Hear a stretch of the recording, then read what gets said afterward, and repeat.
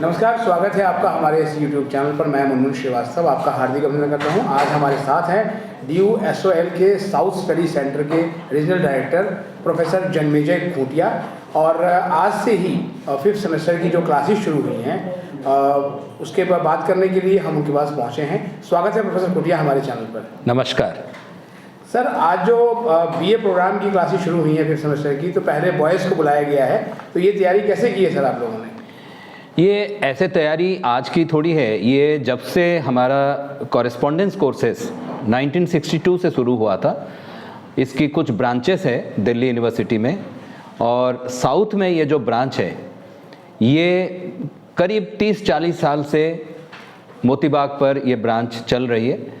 और इसमें क्लासेस होती है, जैसे हम नॉर्थ दिल्ली में स्कूल ऑफ ओपन लर्निंग में क्लास कराते हैं और डिफरेंट सेंटर्स में क्लास कराते हैं, उसी तरह यहाँ भी क्लास होती है। तो आज अभी जो इस साल के लिए लॉकडाउन के बाद जो ऑफलाइन क्लासेस शुरू हुआ है वही सिलसिला जारी है। और ऑफलाइन में ये हम नए सेमेस्टर का कोर्सेस पूरा करने के लिए बच्चों को बुला रहे हैं। कितनी क्लासेस दी जाएंगी सर एक स्टूडेंट को? देखिए, एक एक बैच में हम स्टूडेंट बैच वाइज बुलाते हैं, ठीक है, क्योंकि बहुत सारे बच्चे हैं, एनरोल्ड हैं और जगह इतना नहीं है कि हम इकट्ठा सबको बुला सके। ओपन लर्निंग का सिस्टम ऐसे ही होता है। तो इस समय बॉयज़ का बैच हमने बुलाया है। 10 डेज़ का कम से कम क्लासेस मिलेंगे, हर पेपर में 2-2 पीरियड्स होंगे। तो एक बच्चा 10 डेज़ कॉन्टीन्यूसली आएगा ताकि उसको ऑलमोस्ट आपको जो भी उसका जो चॉइस है सब्जेक्ट्स के, जैसे इकोनॉमिक्स है, हिस्ट्री है, पॉल साइंस है, तो उसी हिसाब से वो टाइम टेबल दिया गया है। तो उनको एक कैप्सूल कोर्स जैसे कहते हैं, उसी माध्यम से हम बता देंगे। यही है सर। स्टूडेंट्स ने जो है एक शिकायत की है कि मैसेजेस उनको बिल्कुल, किसी को तो बिल्कुल सुबह ही मैसेज पहुँचे, तो ये मैसेज भेजने में वो काफ़ी देरी हुई। देखिए, हमारा एक सेंट्रलाइज्ड तरीके से ये काम होता है। ब्रांच में जैसे हम यहाँ पर बैठे हैं, ये मोतीबाग का सेंटर है, मैसेजेस यहाँ से नहीं गया है। मैसेजेस जाता है हमारे नॉर्थ दिल्ली में जो स्कूल ऑफ ओपन लर्निंग के सेंटर से। और बाकायदा आज अभी मेरी बात भी हुई थी वहाँ पर, तो बच्चों को SMS किया जाता है, एक पर्टिकुलर नंबर्स हम भेजते हैं।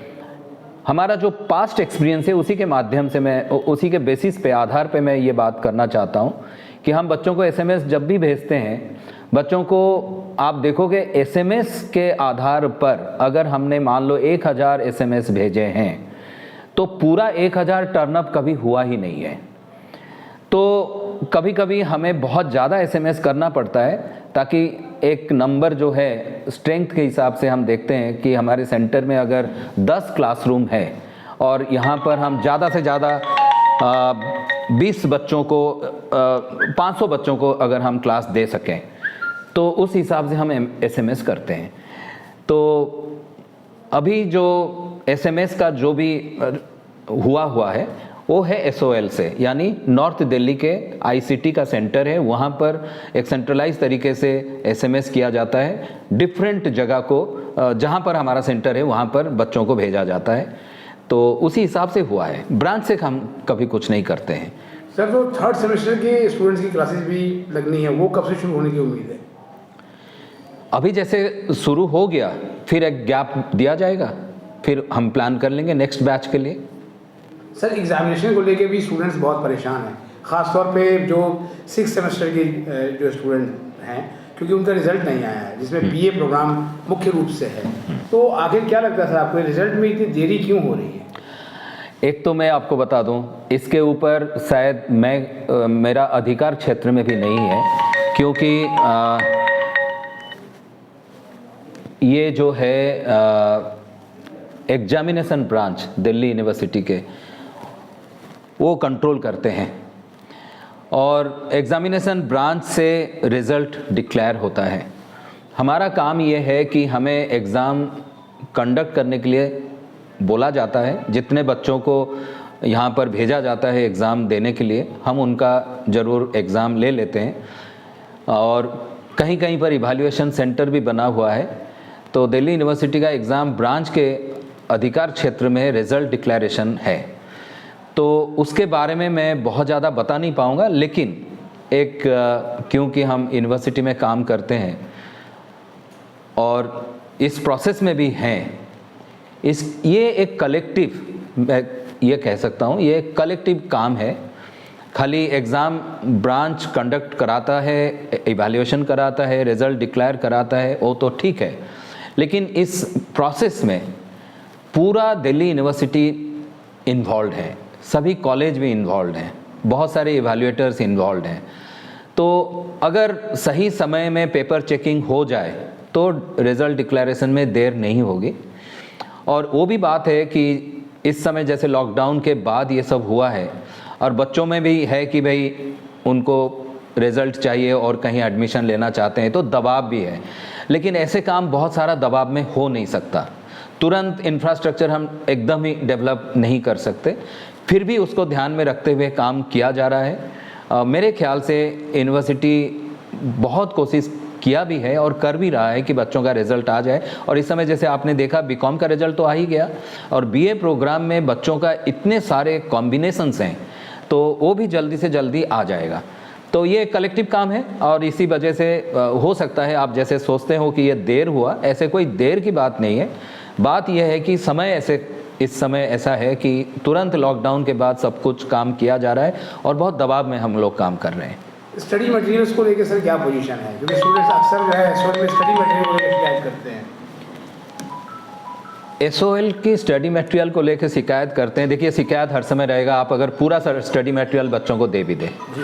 मैंने आपसे ये बात पहले भी किया हुआ है कि स्टडी मटेरियल हमारा अवेलेबल है ऑनलाइन, पीडीएफ फॉर्मेट में अपलोडेड है, बच्चे उसको देख सकते हैं, रीडिंग मटेरियल्स भी देख सकते हैं, हमारा ई पुस्तक द्वार है वो भी देख सकते हैं।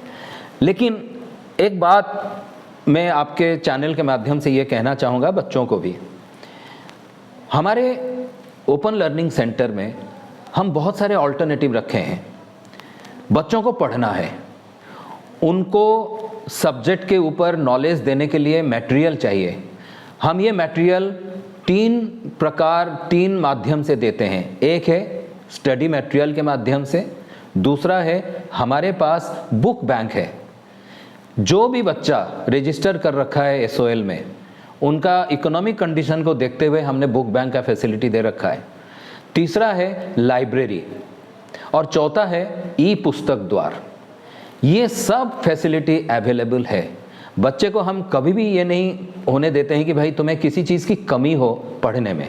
और पीसीपी जब हम कंडक्ट करते हैं, जैसे कॉन्टैक्ट प्रोग्राम आपने अभी बोला कि क्लासेस शुरू हो गया, वो तो 5th डायमेंशन हो गया, यानी 5th अल्टरनेटिव हो गया कि बच्चा आके टीचर के साथ अपना संवाद रख सकता है, अपना कोई भी डिफ़िकल्टी पूछ सकता है। लेकिन खाली अगर स्टडी मटेरियल को लेके बच्चा कोई कंप्लेन कर रहा है, तो मैं कहूँगा ये एक बहुत ही इतना भी नहीं होना चाहिए। आप जाइए, अगर बाई चांस स्टडी मटेरियल बनाने में कभी कभी लेट होता है, ये मैं मानता हूँ, लेट थोड़ा सा हो सकता है, लेकिन ऐसा नहीं है कि एग्ज़ाम से पहले उनको नहीं मिला। तो लेकिन अपलोडिंग आप अगर हमारे वेबसाइट में जाएंगे, सारा कुछ अपलोडेड है, उसको लेके पढ़ें।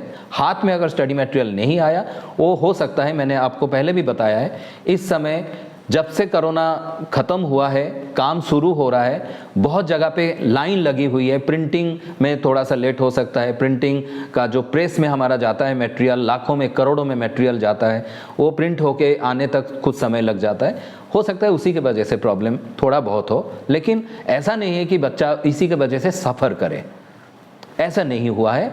और बच्चे के लिए हर समय ये सब सुविधा प्राप्त है, इसीलिए हमने अल्टरनेटिव रखा भी है। बहुत बहुत धन्यवाद सर इस अपडेट के लिए। Thank you.